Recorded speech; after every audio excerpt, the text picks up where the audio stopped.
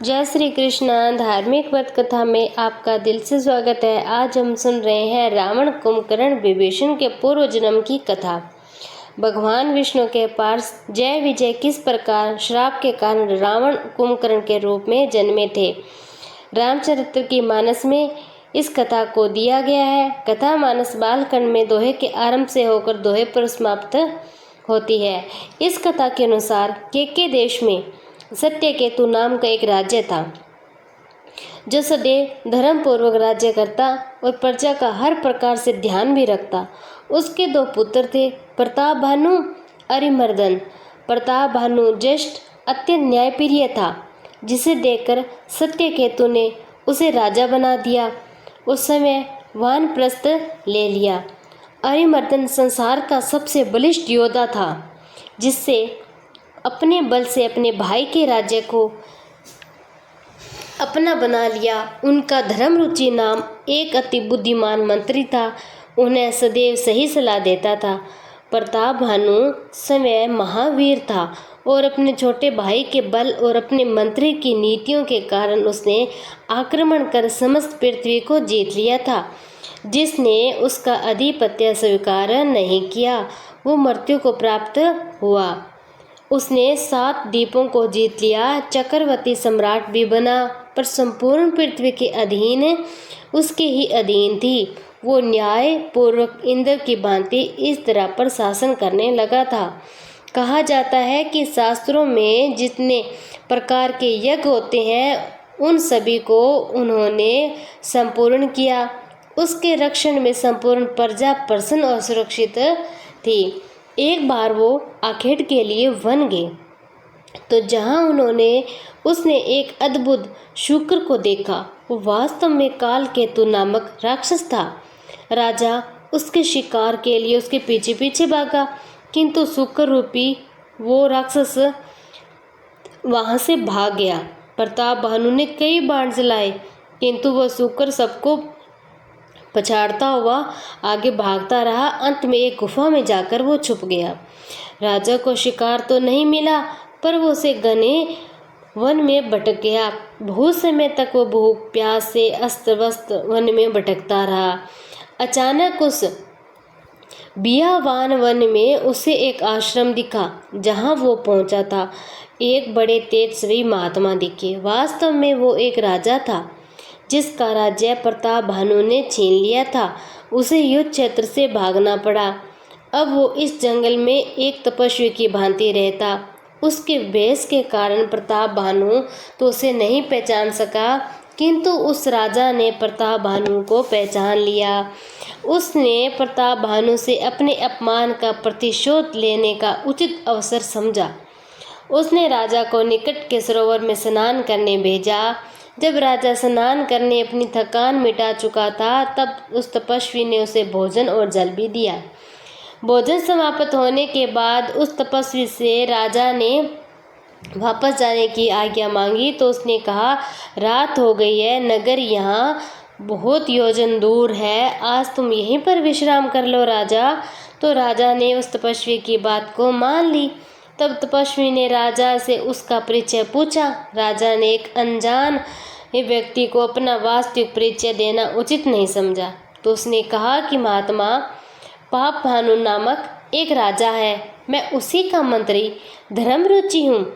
तो वो तपस्वी को जानता था राजा झूठ बोल रहा है, इसीलिए उसने कहा, पता नहीं तुम मंत्री कैसे बन गए, जबकि तुम्हारी मस्तक की रेखा देखकर तो मैं बता सकता हूँ कि तुम एक चक्रवर्ती सम्राट हो। इस सत्य को सुनने के बाद तो प्रताप भानु उस तपस्वी को त्रिकालदर्शी समझने लगे। उस तपस्वी ने भी जानबूझकर उसके बारे में सभी कुछ बातें बता दी। उससे ज्ञात था कि परिणाम स्वरूप थोड़ी ही देर की बात है, चित्त के प्रताप भानु उस तपस्वी का भक्त बन गया।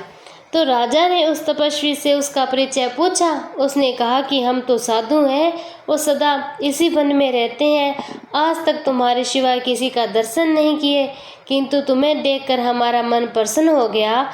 हमारा नाम एक तनु है। तब राजा ने उसे उसके नाम का अर्थ पूछा, तो उसने कटक पूर्वक कहा, जब सृष्टि का आरंभ हुआ तो स्वयं ब्रह्मा जी ने मुझे जन्म दिया। तब से आज तक मैंने दूसरा देह नहीं धरा, इस कारण मेरा नाम एक तनु है।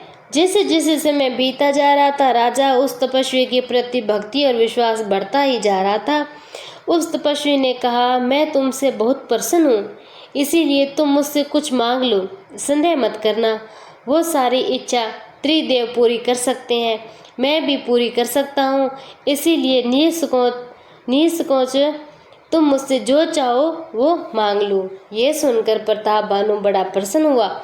उसने उस तपस्वी से कहा, प्रभु, ये तो मेरा सौभाग्य है कि आपने मुझे वरदान की योग्य समझा। यदि आप प्रसन्न हैं तो मुझे ये वर दीजिए कि मेरा शरीर वृद्धावस्था, मृत्यु और दुख से रहित हो जाए, मुझे युद्ध में कोई जीत न सके, पृथ्वी पर अगले कल्पों तक मेरा ही शासन रहे। वो कपटी तपस्वी बड़ा प्रसन्न हुआ। उसने पुण्य कटक पूर्वक कहा, तथास्तु, आज से तुम त्रिदेव के लिए अवैध हो। ये सुनकर राजा भक्ति पूर्वक उस तपस्वी के चरणों में गिर पड़ा। तब उस तपस्वी ने, किंतु एक बात सदैव याद रखना, केवल ब्राह्मणों के हाथों ही तुम्हारा अहित हो सकता है। यदि तुमने सभी ब्राह्मणों को अपने वश में कर लिया तो ब्राह्मण विष्णु महेश भी तुम्हारा कुछ नहीं कर पाएंगे। इस पर राजा ने कहा, हे प्रभु, मेरे गुरु तो आप ही हैं, अब आप ही बताइए कि मैं किस प्रकार ब्राह्मणों को अपने वश में कर सकता हूँ। तब उस कपटी तपस्वी ने कहा, मैं ऐसी रसोई बना सकता हूँ जिससे बिना जाने कोई भी खाएगा वो तुम्हारा दास हो जाएगा। मैं कभी इस वन के बाहर नहीं गया, किंतु तुम्हारे प्रति जो मेरा मन है उसके कारण मैं तुम्हारे राज्य में आऊँगा। अब तुम सो जाओ, मैं अपने तप से तुम्हारे अवस्थ सहित तुम्हारे राज्य पहुँचा दूँगा। 3 दिन बाद मैं रूप बदलकर तुम्हारे राज्य में आऊँगा, इस कथा को बताऊँगा जिससे तुम मुझसे पहचान लेना। तो राजा ने उसके चरणों में सर निवाया और सो गया। उसी समय काल केतु, वो शुक्र जिसने राजा को भटकाया था, वो वहाँ आया। वो उस कपटी तपस्वी का मित्र था। उस तपस्वी ने उसे सारी बात बताई। वो भी बड़ा प्रसन्न हो गया। उसने कहा, आज इस दुष्ट ने मेरे प्राण लेने का भी प्रयास किया था, अब मैं तुम्हारी योजना से ही इसका नाश करूँगा। ये कहकर उसने अपनी माया से प्रताप भानु को उसके अश्व सहित उसके राज्य पहुंचा दिया। जब राजा अगले दिन उठा तो वह समय को अपने राज्य में पाकर उस तपस्वी पर उसका विश्वास और ही बढ़ गया, पक्का हो गया। 3 दिन प्रताप भानु के लिए 3 युग के समान बीते। तीसरे दिन काल केतु राक्षस ने राजा के पुरोहित का हरण कर लिया। उसका भेष धरकर उसके पास पहुंचा। उसने सब घटना राजा को बताई। उसे विश्वास हुआ कि वही महात्मा है जो उसका उद्धार करने आया है। उसके कहने पर राजा ने ब्राह्मणों को भोजन पर आमंत्रित कर लिया। उसके आमंत्रण पर सभी ब्राह्मण भोजन करने आ गए। उधर पुरोहित रूपी वो राक्षस भोजन बनाने बैठा। भोजन में अनेक पशुओं के साथ ब्राह्मणों का मांस भी मिला दिया। इससे अनजाने में उस भोजन को राजा समय अपने हाथ से परोसने लगा। जब ब्राह्मणों ने उसे खाना चाहा तो उस काल केतु राक्षस ने समय आकाशवाणी कर दी, ब्राह्मणों, इस भोजन को मत खाओ, इसमें पशुओं के साथ साथ देव तुल्य ब्राह्मणों का मांस भी मिला हुआ है। ये सुनकर सभी ब्राह्मण भोजन छोड़कर उठ गए। राजा ने समय जब निरीक्षण किया, पाया कि आकाशवाणी तो सत्य है, उस भोजन में मांस मिला हुआ है। ये देखकर ब्राह्मणों ने क्रोधित होकर उस राजा को श्राप दे दिया कि हे राजन, तुमने आज मनुष्यता छोड़कर राक्षस का कृत्य किया, इसीलिए जाओ, अगले जन्म में मैं अपने कुटुंब सहित राक्षस कुल में तुम जन्म लोगे। अब से 1 भीतर वर्ष तुम्हारे समस्त कुल नाश हो जाएगा। राजा ने ऐसा श्राप सुना और भय से मूर्छित हो गया। उधर वो राक्षस ने जाकर ये समाचार और तपस्वी को दिया तो उसने सभी पराजित राजाओं को इकट्ठा किया एक साथ प्रताप भानु पर आक्रमण किया। राजा का बल कुछ काम नहीं आया, वो अपने कुटुंब सहित मृत्यु को प्राप्त हो गया।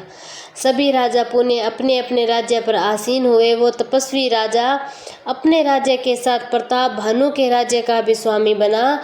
ऋषियों के श्राप के कारण प्रताप भानु अगले जन्म में राक्षस राज रावण के रूप में जन्मा। उसका छोटा भाई अरिमर्दन महारथी कुंभकर्ण के रूप में जन्मा। उसके मंत्री धर्मरुचि ने भी राजा के पाप का फल भोगा, किंतु निरपराध होने के कारण वो श्री हरि के भक्त विभीषण के रूप में जन्मा। हर हर महादेव। आपको ये कथा कैसी लगी प्लीज़ कमेंट बॉक्स में कमेंट कर देना।